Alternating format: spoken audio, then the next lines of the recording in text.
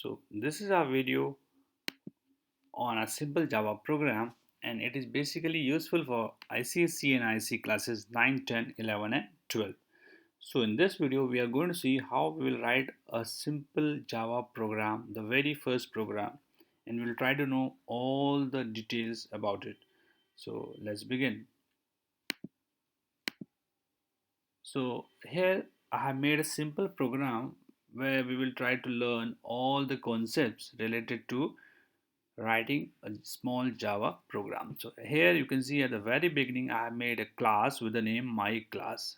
So here this class is a keyword, and remember in Java mostly all the keywords are start with small letters, and basically they are in small letters because Java is a strictly case sensitive language where the capital letter and small letter makes a big difference. So you have to take care of this. So simply I have named my class as a my class. You can name any other name, but make sure there should not be any space between the two words. Okay, so since I have a name, class name is my class, I have to make M and C capital, and it's a one word as such. Okay, so you are not allowed to give any space between the two words. You have to put them all together. Now you can see the curly bracket which is opening, and at the bottom it is closing. So remember, class is a container, so whatever we want to put inside a class in this container has to be within curly bracket open and close. All right, so this you have to take care of. See, the number of curly bracket open need to be close also, it should match. So here first curly bracket is for class, means the class is open. Now inside this I have this main method. Actually the name of this method is main, but along with this we have public, static and void. These are some keywords that we will again learn in detail in next another video. Okay, so and within bracket string args, args, square bracket open and close. So this is the complete prototype of a main method, you can say. And remember, first of all we need to know what is main method. Main method, as the name suggests, is the main or the important method which actually begin your program, which actually start your program. Without main method you can write a program, you can save it, but it will not run, it will not execute, because it seems like a driver. If you have a program without a main method, is like a bus without a driver, which will not move, so this program won't run. So it is must for every program. Okay, so that is one thing we need to discuss. So make sure that you have main method. Even if you don't have main method, you can still save and you can still compile, but when it comes to execution it will not run.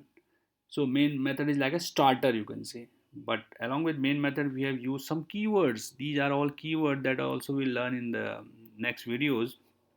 Public, the main method should have a public access. We have different types of access modifiers: public, private, protected. So that we will study in the next coming videos. So public, it has a public access, that means it should be accessible from any part of the program, and it has to be public. You can't change it to private or protected. Then come to static. Now static means this particular method belongs to a class, not to an object or an instance method. So since it is the very first method which start the execution of a program, it has to be static so that it can be accessed directly from the class.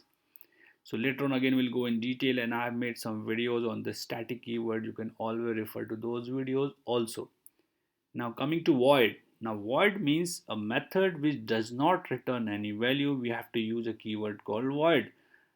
Basically methods may or may not return any value. At time they can return a value. Once they return a value, you have to use that return type over there, like over here void, sorry, the return type. But if it is not returning any value, then you have to use keyword called void. So I hope that you must have understood public, because of it has a public access, can be accessed from anywhere or from any part of the program.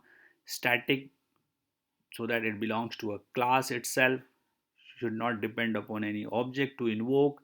And the void stand for a method which is not returning any value, and main does not return any value, it just start your program. So that is why we have to use a keyword called void. And finally, this is called arguments. So this main method accepts argument at time. So the arguments will be stored, which will be passed by the user in this args variable, which is of array type, as you can see with the square bracket, and their arguments are always of type string. You know, the string type, integer type, float type, double type.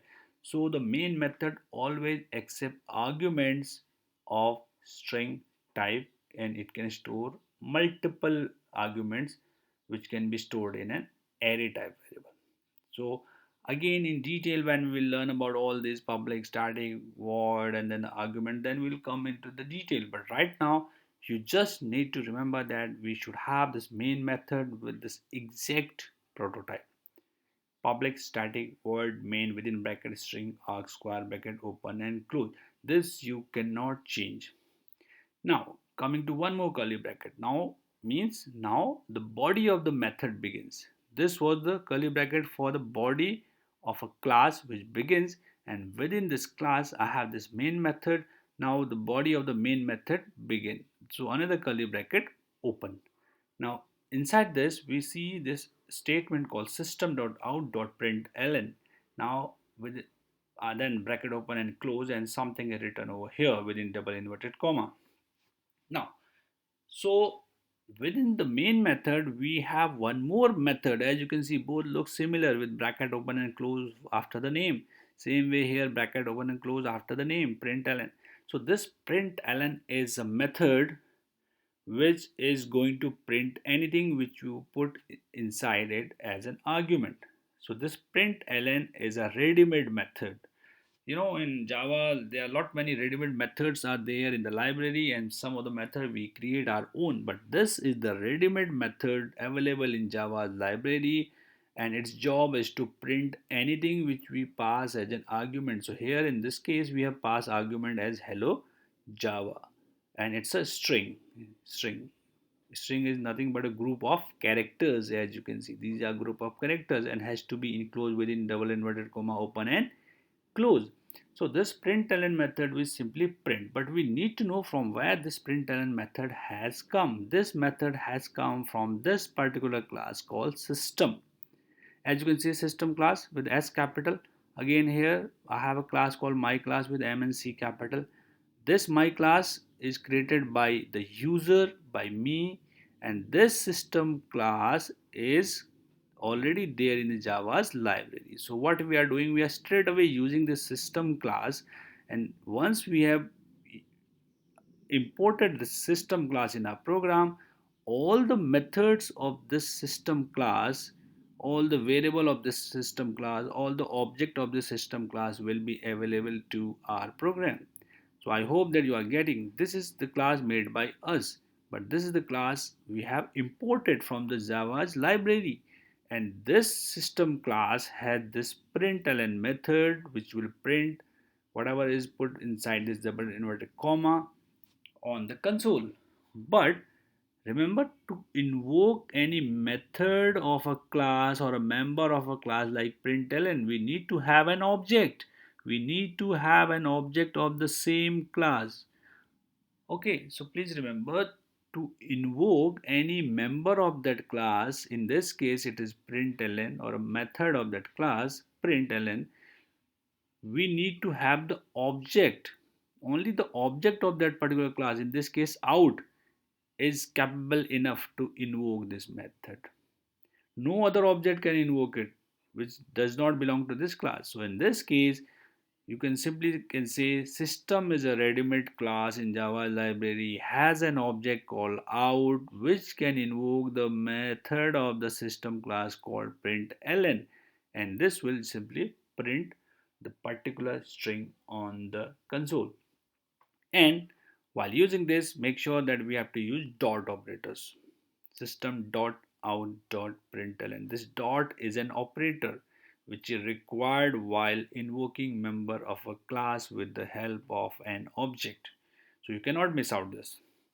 And Once the statement ends, so Java's statement end with semicolon. But not all, because this is not ending. This is the beginning of this method. This class is not ending, but beginning of this class. But this statement is ending over here. That is why we have used semicolon as a symbol, as a punctuator. So this statement ends over here. That's all. Now the curly bracket or a body of a main method which was open need to be closed, and then finally the class which is open again need to be closed. So as you can see, there are two curly bracket open and the same two curly bracket is being closed at the right place. So that's all about this program, and when we will compile and run this program, that I'll explain you in another video. So this will give us simply an output called hello Java, which was nothing but as an argument in this println method. So this will simply print hello Java on console once we will compile and run this program in our computer. So this was the simplest ever program, but has taught us many different concepts that will be applicable to any other program which we will be doing in future. So I would say please try this program, and this will help you to understand how to write a simple Java program and what are all these keywords all about. So I'm concluding this video here only. Thank you very much.